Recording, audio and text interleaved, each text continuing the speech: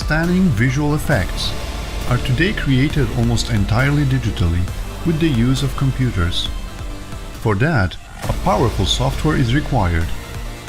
In this video, you'll find an overview of most common computer programs used at VFX production houses.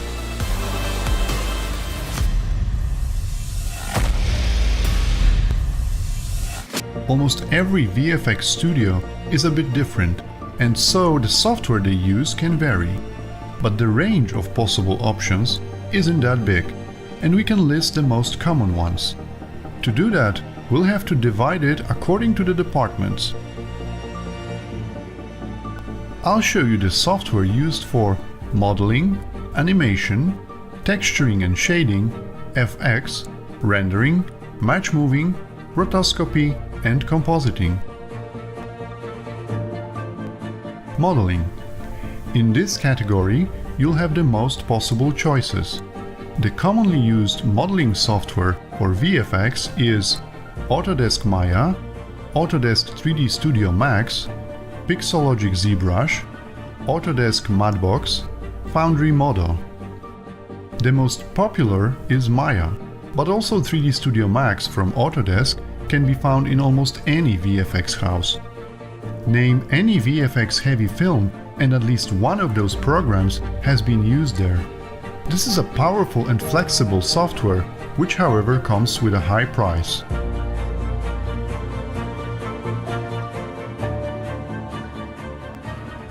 Pixologic ZBrush is an industry standard for 3D sculpting, especially for character creation. In 2014, Pixologic co-founder Ofer Allen received a technical Oscar for his work on ZBrush and in pioneering the concept of multi-resolution sculpting. Today, ZBrush is used in virtually every film that requires visual effects work. It played a key role on titles like Avatar, The Avengers, Lord of the Rings and Hobbit films, Star Trek Into Darkness, Iron Man, The Pirates of the Caribbean, and many more. Autodesk Madbox is another 3D sculpting option. Although not as popular as ZBrush, it is present in many studios. Originally, Madbox has been created as an internal modeling tool at Weta Digital. Later, it became a commercial software now developed by Autodesk. Foundry's Modo is the youngest in this category. Originally, it was created by key Lightwave engineers. Later taken over by Foundry, a company specializing in tools for VFX. Animation. In this category, there's only one option: Autodesk Maya. Although almost any 3D software offers keyframe animation, Maya is the industry standard. Originally released in 1998, Maya's widespread use in the film industry is usually associated with its development on the film Dinosaur, released by Disney in 2000. If you want to be an animator, this is the software you should learn. Maya and its developers have been awarded with 3 Oscars so far. In 2003, Alias, a company developing Maya at the time, received an Academy Award for Technical Achievement for their development of Maya software. In 2005, Maya's team received a second Oscar for the invention and application of subdivision surfaces. And in 2008, Maya Fluid Effects System was awarded with Academy Award for Technical Achievement. In 2005, Maya was bought by Autodesk. Texturing and shading. For shading, usually the same software is being used as for modeling.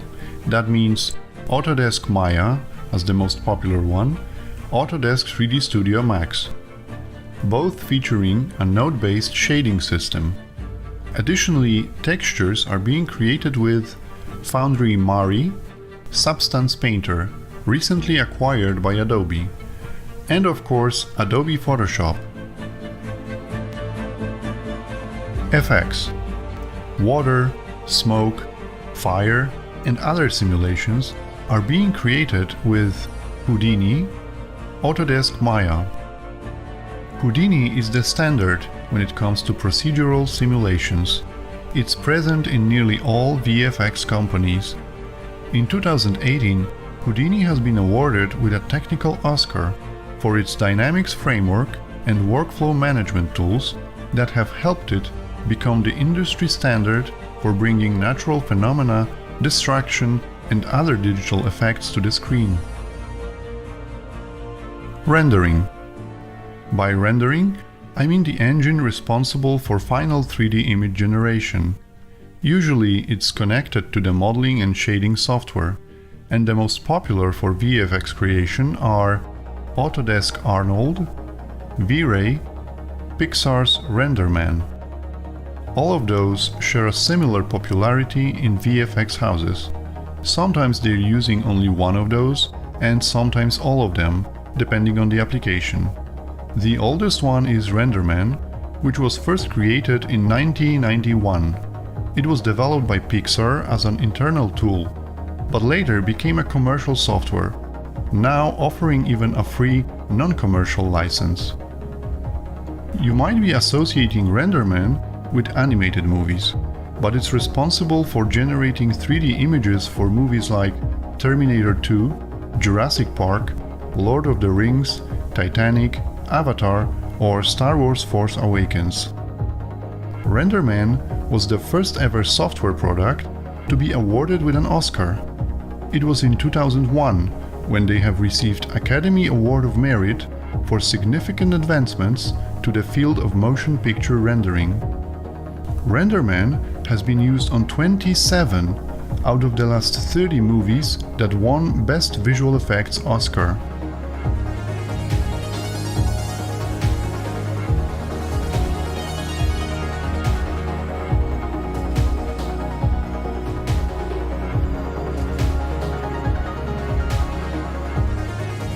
Match moving. When it comes to extracting camera motion information from the film footage or object match moving, three main choices are available: 3D equalizer, Synthesize, PF track. 3D equalizer is the most popular and powerful one, used for VFX production since 1996. It received a Technical Achievement Award in 2001.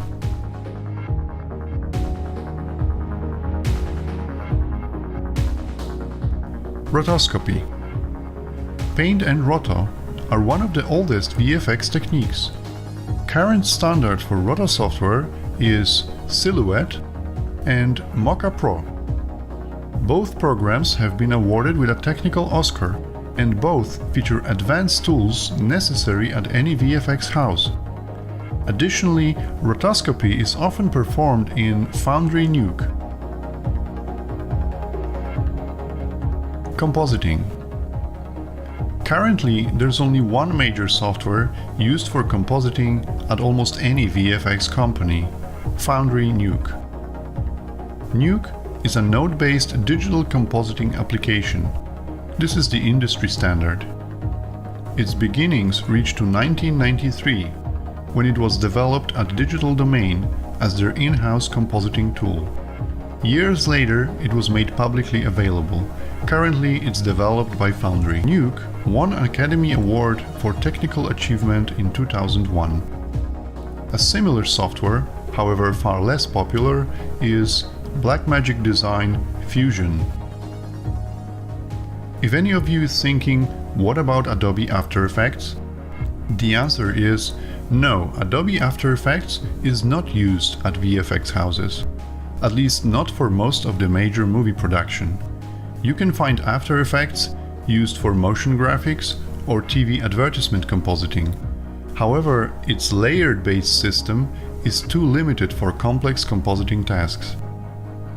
If you'd like to familiarize yourself with node compositing, I can suggest trying Natron, a free and open source clone of Foundry Nuke. Although it contains a fraction of Nuke's tools, it can be a good start as it's almost identical to Nuke. Of course, there's a lot more software being used for VFX production. Some VFX houses even develop their own software, not available publicly. However, the applications that have been mentioned here are the standard. Developed since many years, acclaimed and awarded, successfully tested on many professional productions. If you're planning a career in VFX, you should get familiar with them.